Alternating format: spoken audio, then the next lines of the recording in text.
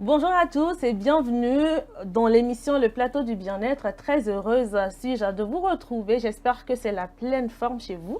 Eh bien, nous sommes là encore ce matin. C'est parti pour 1 heure de temps en notre compagnie et en votre compagnie également. Et aujourd'hui, c'est le 16 octobre 2024, voilà, le 16 octobre qui est dédié comme la journée mondiale de l'alimentation. Et bien, quand on parle de bien-être, quand on parle de l'alimentation, c'est des choses qui vont de pair, car quand forcément vous prenez soin de vous, quand vous mangez bien, quand vous avez une alimentation équilibrée, forcément vous avez le bien-être. En tout cas, pour ce matin, je vous souhaite vivement de faire très attention à votre alimentation, car c'est très important.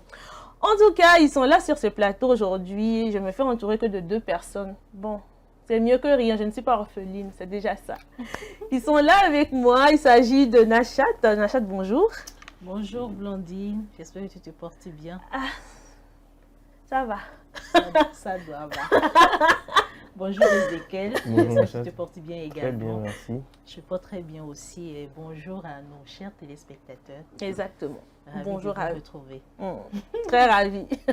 Alors, Ezekiel, bonjour. Bien le bonjour, mesdames. Bonjour aussi à nos chers amis, les téléspectateurs, les amoureux du plateau du bien-être. J'espère que vous allez bien. J'espère que vous aussi, vous allez bien. Pas mal. Bien, la semaine suit son cours. Voilà, on espère toujours les bonnes choses au cours de cette semaine. En tout cas, n'oubliez pas de prendre soin de vous et de profiter de cette journée. En tout cas, profitez de cette journée véritablement au maximum. Et surtout, pour les personnes là qui souffrent de la colonne vertébrale, aujourd'hui, on pense également à vous. Beaucoup de courage à vous, ce n'est pas du tout aisé. Et si pour les personnes qui en souffrent mais ne se sont pas encore rendues à l'hôpital parce que voilà, il y a une tata à côté qui connaît une pommade là, pardonnez, rendez-vous à l'hôpital pour qu'on puisse voilà, vous faire des analyses, pour qu'on puisse voir exactement c'est quoi le problème, parce que la colonne vertébrale là, c'est quelque chose qu'on ne change pas. En tout cas, on pense également à vous en cette journée. D'ailleurs, ceux qui ont des maux de colonne vertébrale, ils ressentent de la douleur aussi. C'est aussi la journée mondiale contre la douleur aussi aujourd'hui. Aussi, c'est aussi, si je ne me trompe pas, la journée mondiale, la journée internationale de l'anesthésie, je pense aussi aujourd'hui. Tellement de journées aujourd'hui. Oui. Donc, voilà. On fait un coucou à tous les anesthésistes. C'est vrai qu'on a pensé à eux la semaine passée, Ouais, en effet. le jeudi, donc à l'hôpital. Beaucoup de courage à toutes ces personnes-là. Ce n'est pas du tout facile, ce n'est pas une tâche facile. En tout cas, on pense à vous. Gros bisous à vous. Et très bonne journée à vous. En tout cas, ne partez pas encore. Je dis bonne journée, mais je ne vous ai pas dit de partir parce que même vous savez, on a assez de choses à vous donner. Et entre autres, ce matin, nous avons bien évidemment le thème de notre causerie. Et aujourd'hui, le thème de notre causerie dit ceci. Je suis recalée dans les entreprises à cause de mon appartenance ethnique. Et ça là, ça existe encore.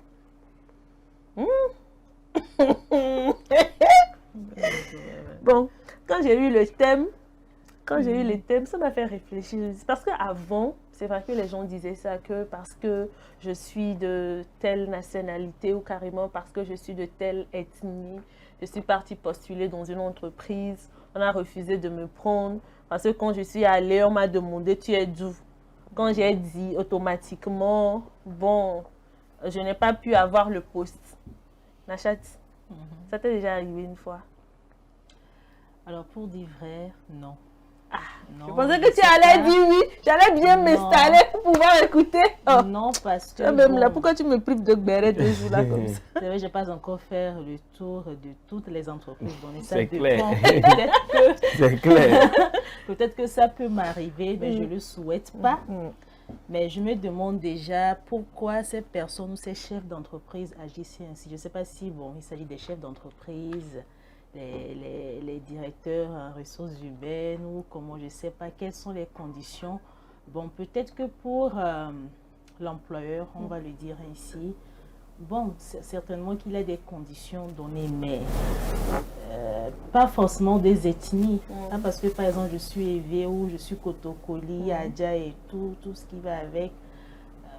Comment? Parce que ce que Evé fait, Kotokoli ne peut pas faire, ou ce que Adja fait, Kotokoli ne peut pas faire, ou quelles sont les raisons réellement?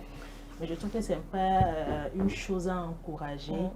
Parce que, bon, on peut j'arrive dans une entreprise, par exemple, l'employeur dit, bon, comme tu es élevé ou cotocoli, je n'ai pas besoin de toi en réalité, alors que tu as des talents donnés.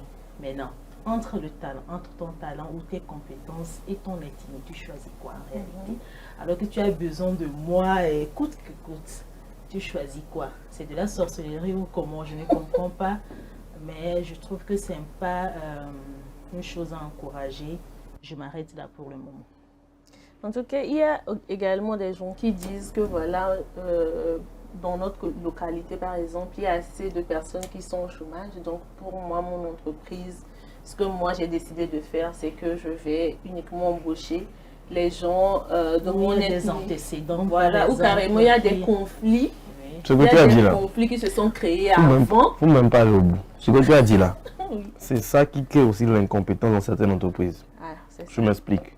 Lorsque vous avez 2 dossiers devant vous, avec des personnes qui, a priori, parce que jusqu'à preuve du contraire, jusqu'avant de rencontrer la personne pour un entretien, c'est pas le nom qu'on définit de quelle localité ou bien de quelle ethnie cette personne est. Donc vous définissez que, parce qu'il s'appelle tel, qu'il est de telle ethnie, d'accord. Mais qu'il y a un de vos frères ou de vos sœurs, voilà, qui est de la même localité que vous et qui cherche un travail. Alors que celui qui est de votre localité a beaucoup plus de compétences, pardon, que celui qui est de votre localité, ou celui qui est de votre localité. Déjà tout de suite, vous êtes prédisposé dans votre esprit à favoriser la personne qui est de votre localité. Donc vous n'êtes plus objectif dans le choix que vous voulez faire pour votre entreprise. Et ça, c'est très grave. Et c'est aussi dangereux pour votre entreprise, en l'occurrence.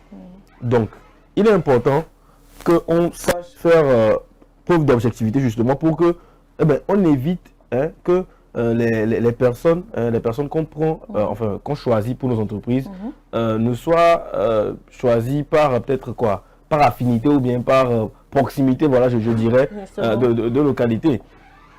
Aujourd'hui, vous prenez des jeunes qui vont à la quête de travail, la plupart pour leur premier boulot, pour leur premier travail, bien qui sont confrontés à ce genre de problème-là. Et si on ajoute le fait qu'ils ont besoin d'expérience et que peut-être ils n'ont pas encore les qualifications, parce que si je prends quelqu'un qui est en 2e année et qui veut commencer à faire un petit stage en attendant d'aller en 3e année, de valider sa licence, tout ça, ça devient compliqué si on ajoute le fait qu'il est de telle ou telle ethnie.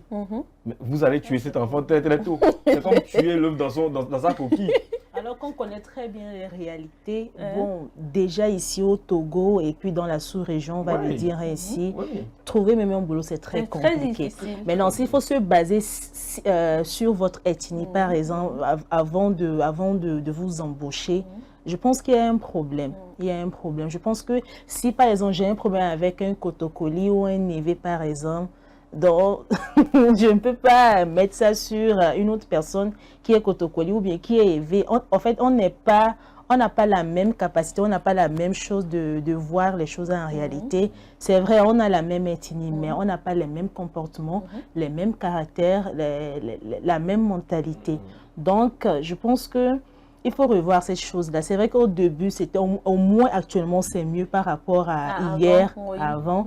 Et puis, bon, on sait ce qui se passe parce que je suis Kotokoli, parce que je suis Évé, donc tu n'as pas ta place ici.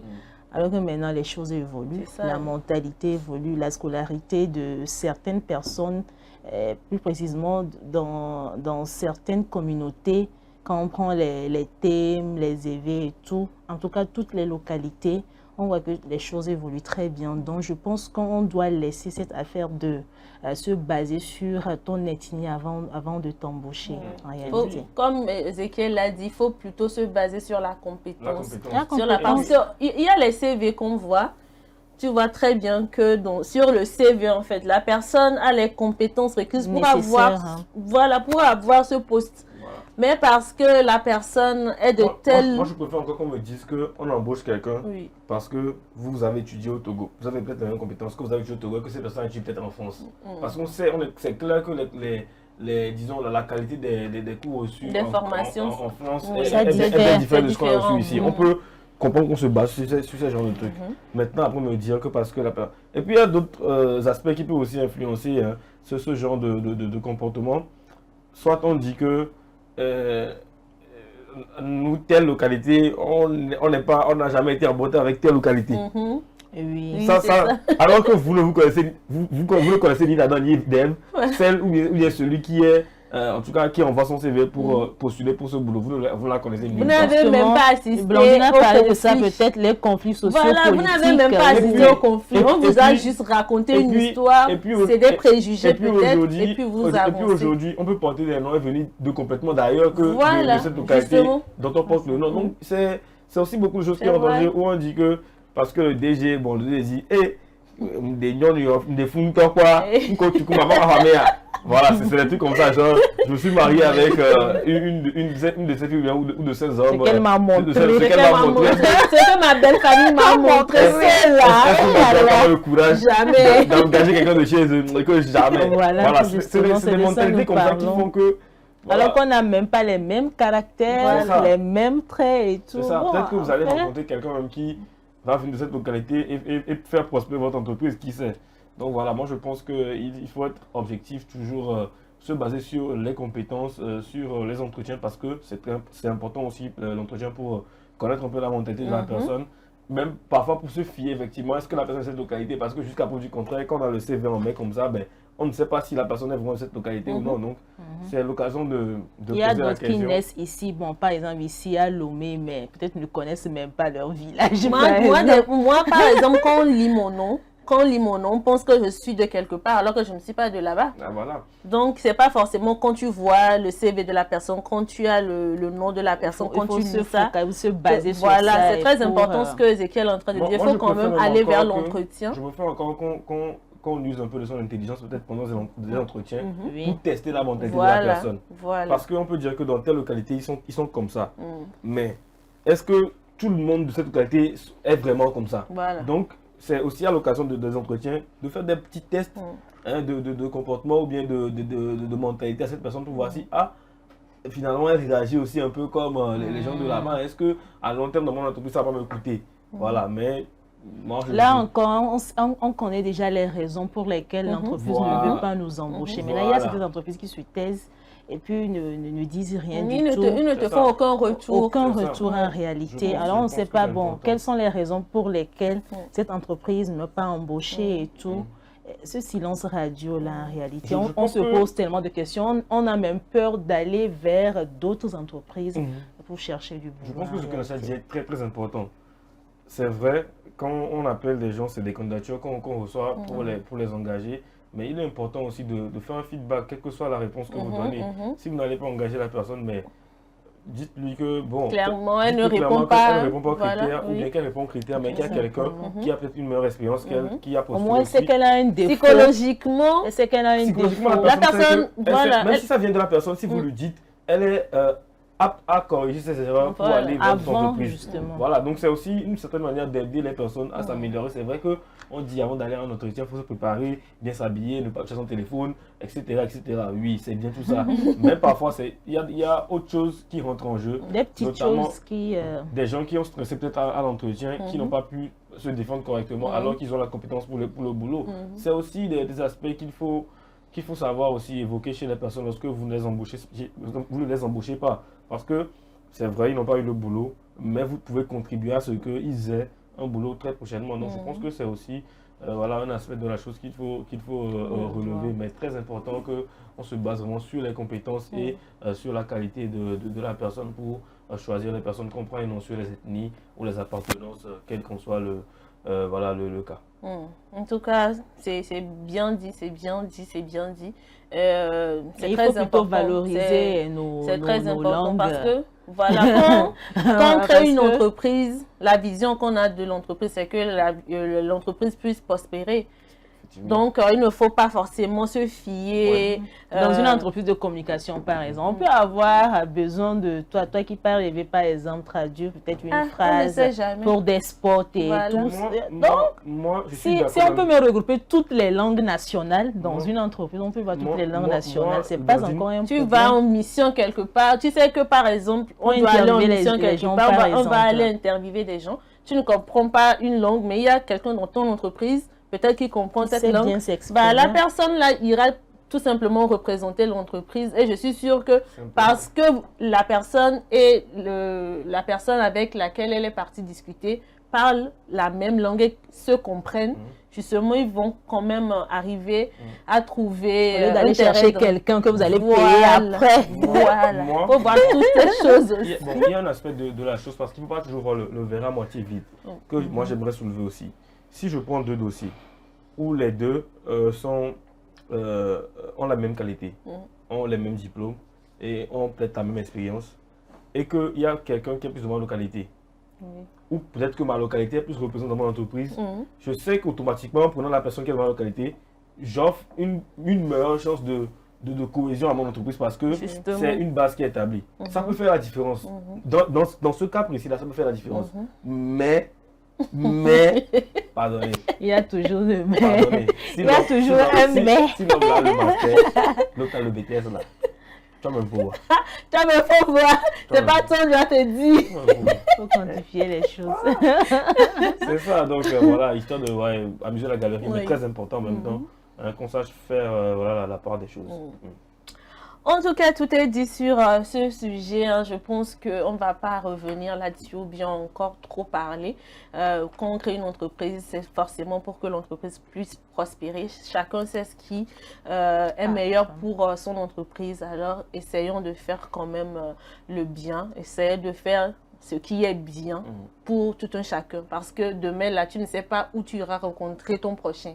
Ça, là, je le dis toujours. On ne sait pas de quoi demain est réservé. Peut-être on va te faire un virement, tu envoies ton nom, on dit « Hey, lui !»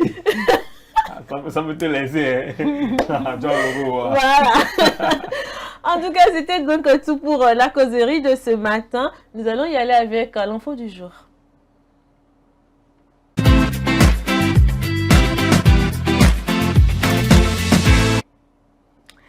Malgré les efforts à déployer au niveau mondial pour mettre fin à la pratique des mutilations génitales féminines, cette tradition néfaste continue d'affecter la vie et la santé de millions de femmes et de jeunes filles en Somalie. C'est un reportage de nos confrères de VOA.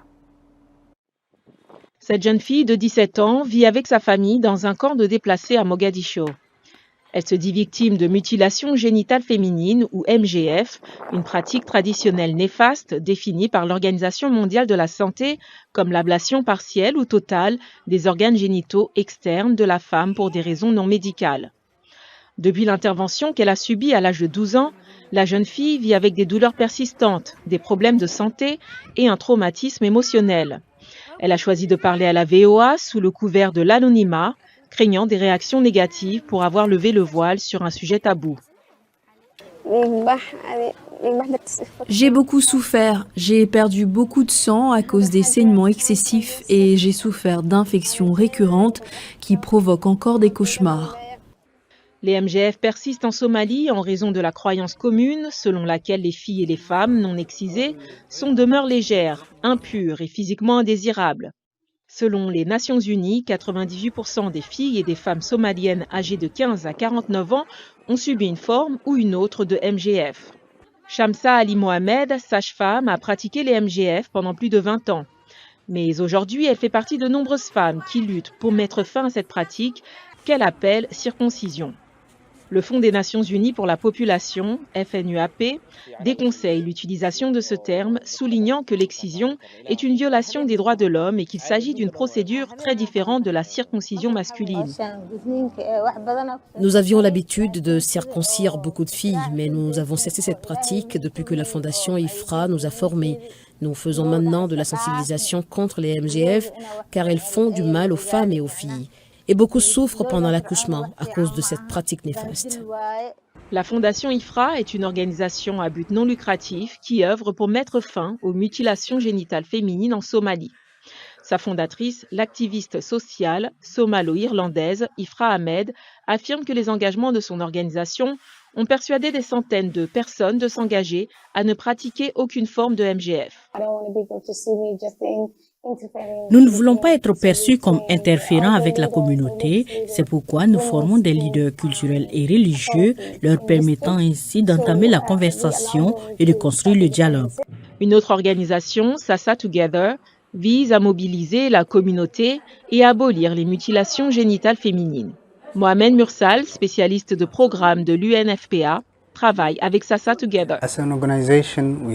Nous luttons pour éradiquer la MGF en Somalie en travaillant étroitement avec le gouvernement somalien, en particulier avec le ministère des Affaires familiales, pour mettre en place un cadre juridique qui criminalise la MGF en Somalie.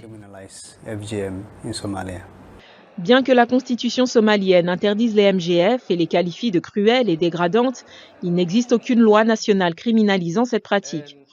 Les militants anti-MGF affirment qu'à moins que cela ne se produise, les filles et les femmes continueront à souffrir.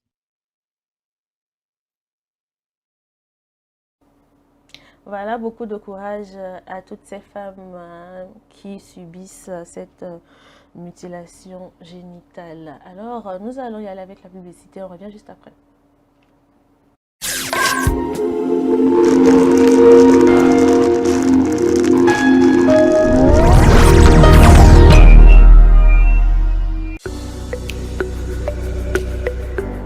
Rejoignez-nous du 18 au 20 octobre 2024 à l'hôtel El Sarakawa pour un événement exceptionnel, Rose en local.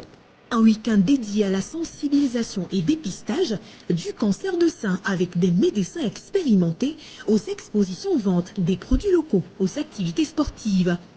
Pour soutenir cette noble cause, participez à notre soirée de gala ce 18 octobre à 18 h. Passe 20 000 francs CFA par personne. Au programme défilé de mode, découverte de nouveaux produits locaux dans une ambiance live. Venez nombreux pour vous divertir tout en contribuant à la lutte contre le cancer du sein. Rose en local, c'est faire un pas de plus vers la prévention. Réservez dès maintenant vos places au 90 52 93 59.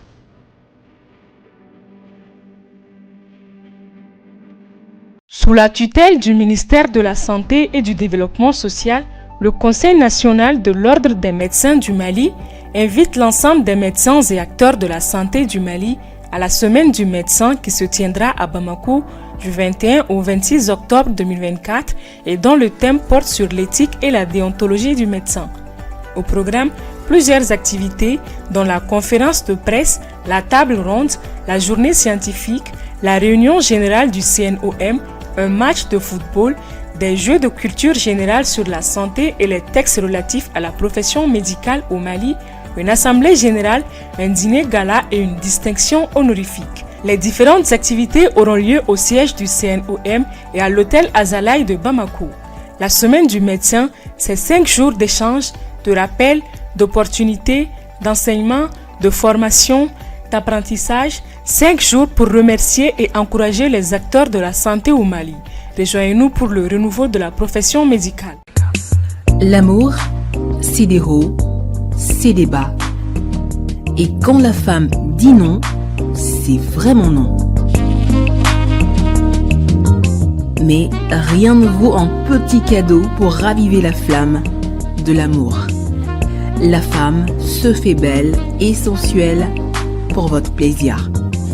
Claudia Lingerie, nous disposons de toute une collection de sous-vêtements haut de gamme pour hommes, femmes et enfants à un bon prix. Soyez ceux qui portent des sous-vêtements confortables. Claudia Lingerie, nous sélectionnons pour vous de la lingerie fine de qualité pour sublimer vos soirées. Claudia Lingerie, sur la route d'Agbalépédo, juste à côté du monument Grand Œuf Blanc. Infoline 00228 97 01 03 03 0228 97 01 04 04. Claudia Lingerie, l'élégance à une adresse.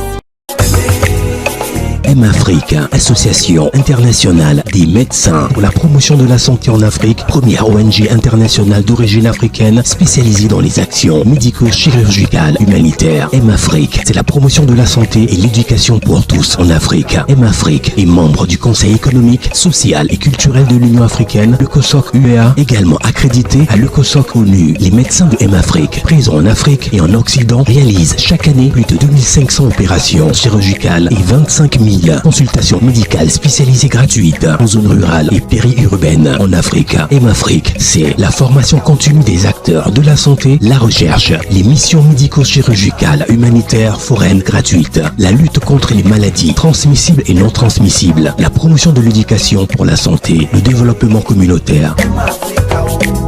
M-Afrique, une nouvelle vision de la solidarité africaine. M-Afrique, c'est amener l'hôpital vers les populations rurales et vulnérables. M-Africa.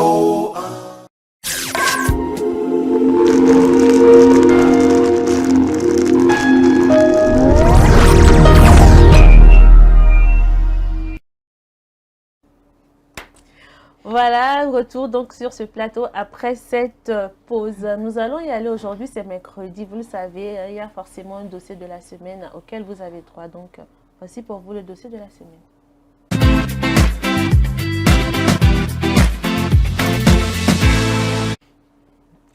Il est difficile à gérer le deuil périnatal. Ce chagrin intense que peut ressentir une femme à la suite du décès de son enfant pendant la naissance ou peu après la naissance. Le 15 octobre est justement consacré Journée mondiale de sensibilisation au deuil périnatal. Comment aider une femme à mieux gérer le deuil périnatal? Réponse dans ce sujet de Nathalie Paninga. De la tristesse au chagrin, en passant par le traumatisme, le ressenti est fort sur le plan émotionnel, physique et psychologique chez une femme qui vit le deuil périnatal. Un état parfois lié aux préjugés, aux insultes ou à la culpabilité, ce qui nécessite la mise en place d'un soutien solide tant à l'hôpital qu'au niveau de la cellule familiale pour l'aider à mieux traverser cette période si difficile.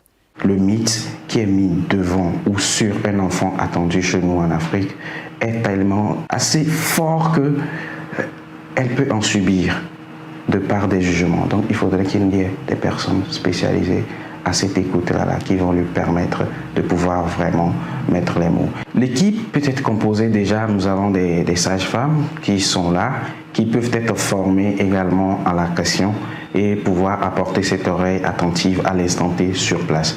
Les psychologues sont également sur place dans nos hôpitaux et tout. Nous avons assez de psychologues qui sont là. Les accompagnateurs de la femme aussi, qui doivent être sensibilisés sur la question bien sûr et savoir se comporter devant elle. Parce que ça ne s'arrête que pas là, mais également peut-être à la maison, au foyer. Il faudrait que l'entourage puisse aussi gaver de cette dame-là d'une attention particulière.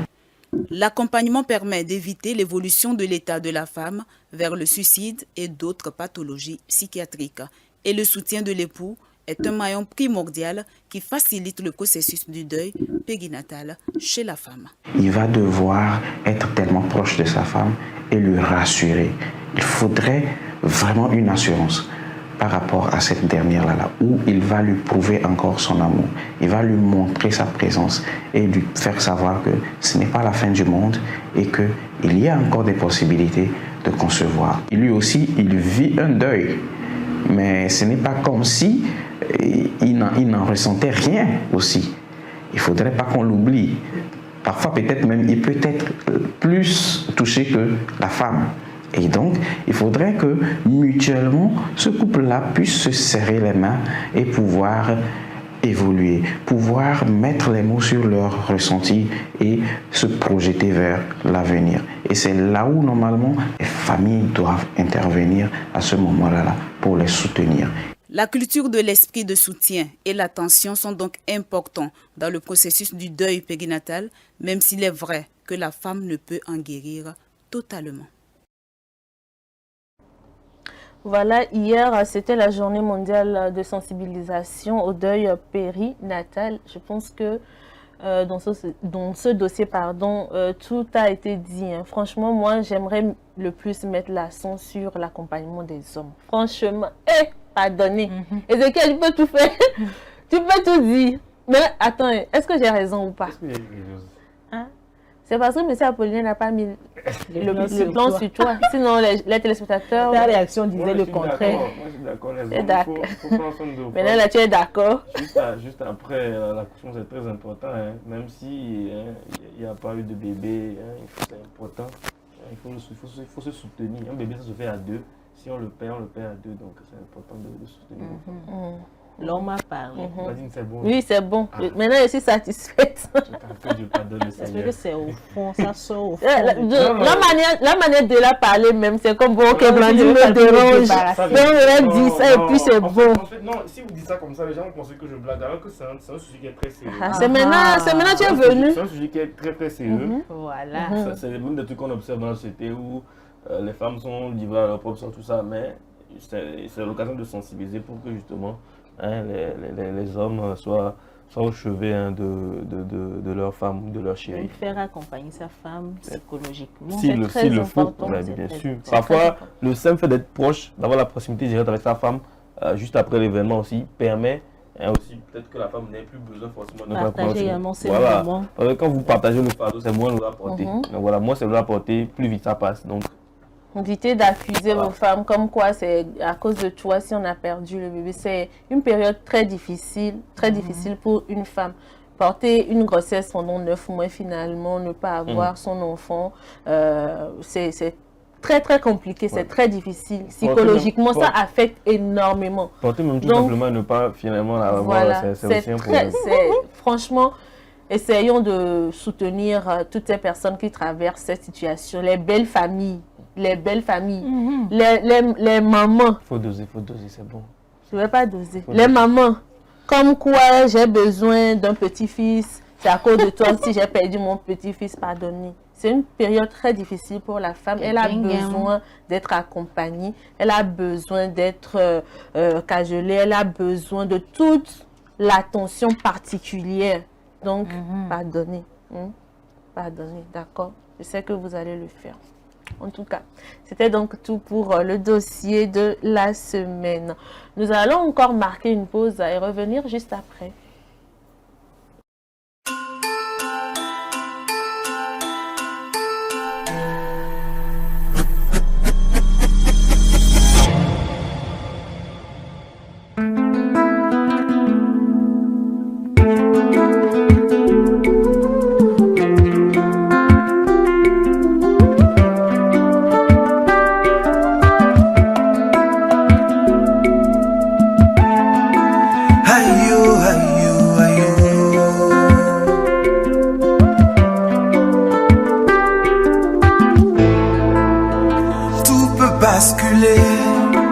Du jour au lendemain. Et aujourd'hui, docteur, ma vie est entre tes mains. Docteur, j'ai mal. Et je sais que je frappe à la bonne porte. Yeah. Guérissez-moi.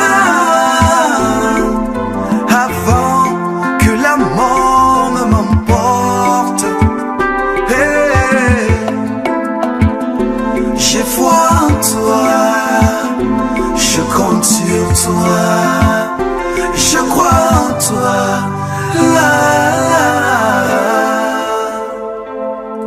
Que Dieu renforce encore notre vocation, qu'on donne la santé avec amour et compassion, qu'il y ait encore plus de moyens dans nos hôpitaux et que nos patients consultent un peu plus tôt.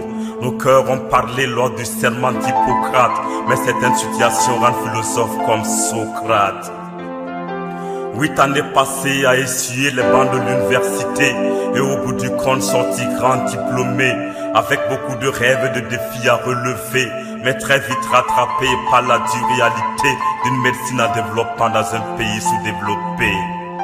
Chaque jour on se rend à l'hôpital, staff consultation et visite médicale, blouse enfilée, stéthoscope au cou, de toutes les maladies on rêve de venir à bout. Des pathologies aiguës ou pathologies chroniques, on est bien préparé, il n'y a pas de panique. Et dans ce combat quotidien pour la vie et contre la mort, on fait le maximum avec les moyens de bord. Mais le cas de Thomas nous met encore dans l'embarras, devant les larmes de sa mère qui le tient dans ses bras. 1 heure de cela que son fils est dans le coma. Chaque fois on appelle son nom, mais il ne répond pas. On prend les constantes et la tension est abaissée. C'est un mauvais signe, il faut la faire monter. Rapidement on prescrit des médicaments et aussi quelques gants que l'on tend à sa maman. Les mains tremblantes et les yeux pleins d'espoir, elle prit l'ordonnance et disparut dans le couloir. Au chevet du patient, on surveille, on cogite. On remue nos ménages pour trouver le diagnostic. On fouille nos bouquins, on demande des avis. Tous les moyens sont bons pour pouvoir sauver une vie. Mais le temps est contre nous et sa mère met du temps à faire son retour avec les médicaments. Les choses se compliquent et il est en train de trépasser. Vite adrénaline, son cœur en train de lâcher. Massage cardiaque et masque à oxygène. Mobiliser tout le monde et que personne ne traîne. Prenez une deuxième voie et remplacez la sonde. Ne perdons pas de temps, même pas une seconde. Mon cher patient Thomas, tu aurais voulu plus de moyens dans nos hôpitaux. Et moi je voulais que tu aies un cas sur ta moto. Tu aurais voulu trouver des conditions irréprochables. Et moi j'aurais voulu que tu ne tiennes pas ce portable. Ta mère aurait voulu avoir un peu plus d'argent. Et je souhaitais t'offrir tous les médicaments. Tu n'es pas le premier patient et tu ne seras pas le dernier. Pour qui au-delà des soins, on a cotisé et prié. Car au final on finit par former une même famille. Et si tu perds ta vie, on perd un peu la nôtre aussi. Mon cher patient Thomas, te sauver à présent est le plus fort de mes voeux. Que j'aurais tellement voulu que tu t'arrêtes à ce feu. Préparez l'ambulance et une fiche de référence.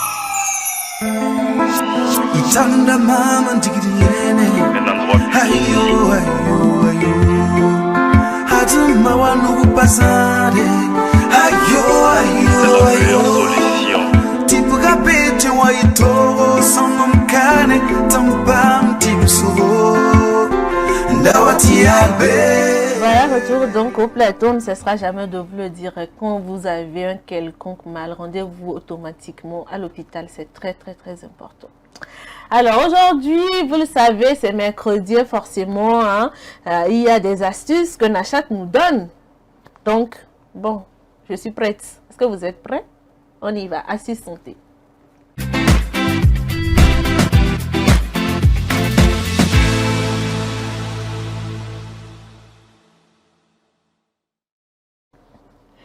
Aujourd'hui, dans Astuces Santé, Nachat a décidé de nous donner des astuces pour reconnaître facilement les œufs périmés. Et Nachat, comment est-ce que je peux te remercier?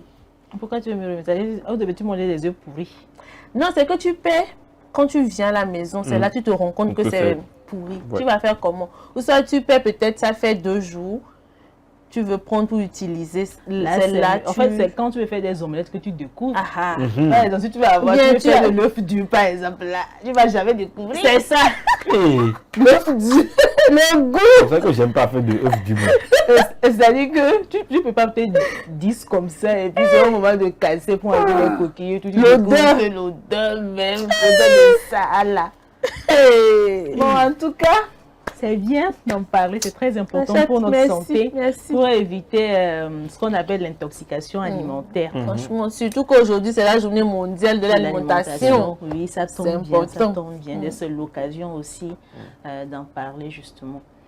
La première astuce ou la première méthode, c'est tout simple. Lorsque vous payez vos œufs, par exemple, dans un supermarché, c'est vrai qu'ici, bon, en Afrique ou précisément au Togo, c'est difficilement, tu vas te rendre dans un supermarché pour payer les œufs. Tu vas chez quelqu'un, là, les gens qui vendent les poules et tout, c'est juste de compter, on te fait des plateaux et tout. Hop, tu prends et puis à la maison, tu viens pour bien cuire ça et puis manger. Alors, pour les personnes qui payent ça dans un supermarché, il suffit juste de voir ce qu'on appelle la DCR, c'est-à-dire date de consommation recommandée. Tout simplement, vous allez juste voir ça sur l'emballage avant peut-être de préparer. Et puis, sachez que cette dernière correspond à un délai de 28 jours après le jour de la ponte. Donc, pratique à savoir si vous vous fournissez directement au poulailler, tout simplement. Peut-être vous avez la possibilité de demander à cette personne. Bon, c'est vrai que bon, ils vont forcément peut-être vous mentir à un moment donné, mais il y a d'autres qui sont quand même vrais. Ils peuvent vous donner ou bien vous orienter, vous dire bon, c'est comme ça, j'ai payé mes œufs à telle date et tout. Là, l'astuce là, elle est très compliquée, mais bon, on fera avec. Moi je me fournis chez voilà, des gens qui ont des poulaillers. Ce qu'ils font, c'est que pour être crédible auprès de leurs clients, les œufs pourris sont dans un panier quelque part où ils les montrent, ils disent aux clients, voilà, il n'y a pas d'œufs pourris. Voilà les œufs pourris que nous avons. C'est un vrai commerçant. Voilà, donc qui montre, et il montre aussi en même temps, parfois, il vous amène dans le poulailler pour vous choisissez même déjà vos pneus, vos œufs, voilà, déjà à la ponte, un peu à la ponte comme ça. Donc, si vous voulez aussi, donc c'est une bonne qualité de. Moi, je pense que vous allez sur le terrain en même temps. Même sur le terrain en même temps. Lorsque vous allez sur le terrain, vous voyez comme ça. Et puis, bon, c'est à vous de faire le choix que d'aller peut-être dans un marché ou dans un supermarché. Là encore, il y a un problème parce qu'on ne sait pas réellement quand est-ce que la personne a payé les œufs et tout. Et puis, même la conservation, déjà, c'est un problème. La deuxième méthode ou deuxième astuce de grand-mère, comme d'habitude, il s'agit de faire tremper votre œuf peut-être dans un récipient donné ou dans une eau tiède qui est un peu salée, tout simplement. Là, vous allez mettre, si vous... Je sais pas si je connais l'astuce, quoi. Tu connais. C'est vrai qu'elle est un peu populaire, mais c'est pas tout le monde qui maîtrise vraiment les contours de cette astuce. Alors, malgré la vérification de la date de péremption, par exemple, en ce qui concerne la première astuce, plongez-le dans un saladier ou dans un grand récipient d'eau froide salée ou d'eau tiède salée, c'est à vous de voir. Si l'œuf reste au fond du saladier ou au fond de votre récipient, ce qu'il est très frais, il peut être donc consommé. Si l'œuf se met à la verticale ou qu'il flotte vers le milieu, cela signifie que l'œuf a vieilli, mais qu'il reste consommable. Dans ce cas, mieux vaut le consommer rapidement et cuit dans une préparation gâteau ou en œuf dur, par exemple. Maintenant, si l'œuf flotte à la surface, il n'est plus frais. Il est donc préférable de jeter rapidement l'œuf là en question, pour ce que je disais au début, pour éviter l'intoxication alimentaire. La troisième astuce ou la troisième méthode, qui est très explosive d'ailleurs, il s'agit de casser l'œuf. Déjà, lorsque vous cassez l'œuf, et puis l'odeur là, même si l'œuf est vraiment périmé, l'odeur, mais il va sortir là. Déjà, comme ça vous alerte. Donc, pas besoin de faire des omelettes, pardon. Comme on ne peut pas faire des omelettes sans casser l'odeur là, même temps décourage en même temps. Alors, quand on le voit déjà à l'écran, vous cassez l'œuf en question. Et puis déjà l'odeur ou bien la texture de l'œuf en question, ça peut déjà vous envoyer, bien vous alerter. Donc le mieux, c'est de jeter rapidement l'œuf en question. La dernière astuce, est-ce que c'est une dernière? Bon, bref. C'est vrai qu'il y a... Non, pourquoi tu fais ça? Est-ce que... Bon, avant-dernière. Non, dernière. Ok. Parce que si je donne tout là, ils vont plus le capter. Donc, dernière astuce. Mais après, on va vous laisser peut-être un petit contact. Vous allez me dire, vous, comment vous arrivez au moins à savoir, à pratiquer si l'œuf est périmé. Peut-être les gens ont des astuces à nous partager. On ne sait jamais. On ne peut pas tout savoir. Hein. La dernière astuce, avant-dernière. Dernière astuce. Il s'agit d'une méthode ou astuce très douce. C'est un peu comique, mais il faut pratiquer ça à la maison. Vous allez me dire le résultat après. Il s'agit d'écouter votre œuf. Et c'est tout comme un père qui met son oreille sur le ventre de sa femme qui est enceinte. Pour écouter ce que le bébé est en train de faire. Si le bébé chante, s'il fait du sport, s'il mange. C'est qu'il a envie. C'est qu'il a envie en réalité. C'est qu'il a envie. Déjà, si vous vous mettez comme ça et puis il n'y a aucun son, c'est-à-dire que l'œuf là, il est parti depuis. Donc l'œuf est parti depuis. C'est à vous de voir. On ne va pas se le cacher. Hein. C'est une méthode conventionnelle, on le dit comme ça. Mais paraît-il que pour savoir si votre œuf est périmé, il suffit de l'écouter tout simplement. Pour cela, secouez délicatement l'œuf au niveau de votre oreille, comme je le disais. Et si vous attendez un petit son à l'intérieur, comme une sorte de déplacement, voilà, cela signifie que votre œuf n'est plus tout frais. À l'inverse, si vous n'attendez aucun son lorsque vous secouez votre œuf semble frais. D'accord. Voilà, c'est un peu ça. c'est quand il n'y a pas de son que c'est bon. Quand il y a un son, c'est que c'est mort. Justement, donc c'est un peu ça, c'est ce que je voulais partager avec vous ce matin et tout. Alors, comme conseil pour terminer, on conseille également par rapport à la durée de conservation de votre œuf, qui est généralement entre 3 à 5 semaines juste après l'achat. Maintenant, après ces 5 semaines-là, ou 4 ou 3 semaines, puis vous constatez que l'œuf là, ou ça, si vous mettez ça peut-être dans un réfrigérateur par exemple, ne pas peut-être l'associer avec d'autres aliments qui ont des fortes odeurs également, comme l'ail par exemple et tout.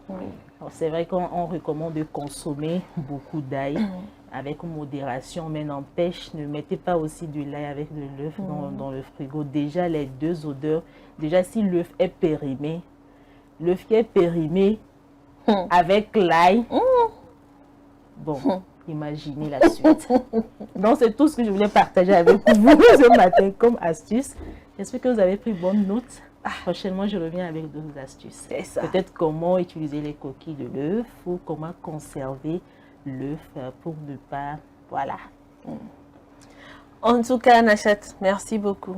Aujourd'hui, on a eu 3 astuces. Tu as refusé de nous donner la 4e astuce. 4 ou 3? Tu as bien compris. On a pris 3. La première astuce, c'est un conseil et puis de vérifier l'emballage, date de péremption, la DLC. Tu vois que ça veut te laisser. DCR plutôt. Moi, je voulais plaider. Tu vois que ça voulait te laisser. 5, c'est beaucoup trop. Si vous donnez trop là... Ils vont plus nous capter là. On vous fait suite et fait. Comme la prostate. Épisode 2. C'est ça, donc. Épisode 2. La suite de notre prochaine édition. Épisode 2 le vendredi. Restez les nôtres. En tout cas, merci beaucoup Nachat pour toutes ces astuces-là sur comment reconnaître facilement les œufs périmés. En tout cas, c'est exactement ces astuces qui mettent un terme à l'émission de ce matin. Mais je vais encore vous voler quelques mots avant qu'on ne rende l'antenne. Ezekiel, tu as un mot à l'endroit des téléspectateurs. J'ai 2 mots. Et j'ai dit un mot. Tu attendais les mots là ou comment? Moi, j'ai 2 mots. Premier mot, soyez objectif dans le choix des personnes que vous allez engager dans vos entreprises. C'est très important. Ne vous basez pas sur l'aspect physique, l'appartenance ethnique, etc., etc. Deuxième mot, eh bien, soutenez vos femmes aussi. Pendant le deuil périnatal, c'est très important parce qu'un bébé, ça se fait à 2. On le perd aussi à 2, donc c'est important de soutenir vos femmes. Voilà mes 2 mots de fin qui peuvent même être en un seul mot, donc si tu veux. Donc, c'est un peu ça. Et puis, pour finir, prenez soin de vous. Et puis, ça fait trop, hein? Belle suite de semaine à tout le monde. Alors, Nachat. Oui, bon, je pense que Ezekiel a tout dit, mais moi, je résume ça. Bon, je dirais plutôt, soyons vrais, pas d'hypocrisie actuellement dans notre société, parce que la vie nous réserve beaucoup de surprises. On est là aujourd'hui, peut-être on peut se séparer, mais on peut se retrouver quelque part aussi un jour. Donc soyons vrais dans tout ce que nous faisons. Et puis, partager le bonheur autour de nous. On n'est pas obligé d'être forcément riche ou un milliardaire, de partager l'argent qu'on a avec nous, même partager ces moments fous, sourire ou transmettre des énergies positives, c'est également être vrai aussi. Voilà, lorsque vous vous cachez ou vous êtes seul dans votre coin, vous dites « Ah, moi je vais faire ceci, là, bon, j'ai pas besoin de quelqu'un », c'est faux, hein? C'est faux, on a besoin d'un plus petit que soi aussi, donc à vous de voir. Prenez soin de vous, c'est très important. D'accord. Bon, vous avez parlé, qu'est-ce que moi je vais encore dire? Moi là, ce que je vais vous dire, c'est que demain matin là, on se retrouve ici. C'est à partir de 10h30, vous-même vous savez, prenez soin de vous, c'est important. Au revoir.